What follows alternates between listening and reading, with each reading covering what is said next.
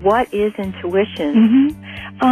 Well, the dictionary definition of intuition is sort of dry. It says quick and ready insight.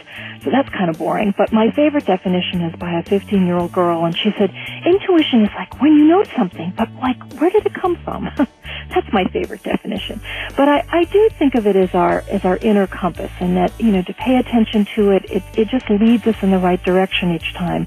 And it comes in lots of different ways. As I said, mine in that case, that story came through an inner voice. It doesn't always come that way. In fact, for me, it rarely comes that way. It often will come as a feeling, sometimes a physical sensation, like a gut feeling. Sometimes people get shivers up their spine, and sometimes people will get information in a dream. A lot of people report, I just know. I just had a flash of insight.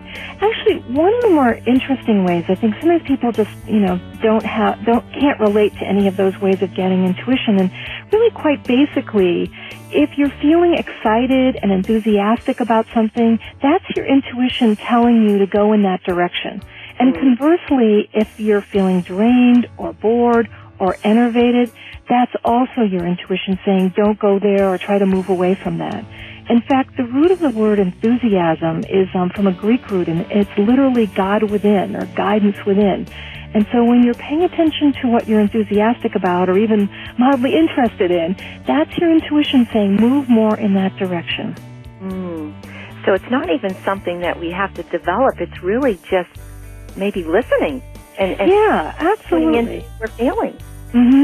Because I think in our culture we tend to, listen so much for logic and facts and rational, information that we forget that there's another whole way of getting information through our intuition. It's not like one is right and the other's wrong. I mean, obviously, if you're, for instance, looking at a house, your logical mind will look at the price and does this place need to be repaired and how much will that cost and is it in my budget? But your intuitive mind might say, I feel really good in this neighborhood and I just like the way it feels, and there's a when I imagine myself buying this, I have a very good feeling. Those are you have to kind of balance out both sides of those kind of parts of your mind.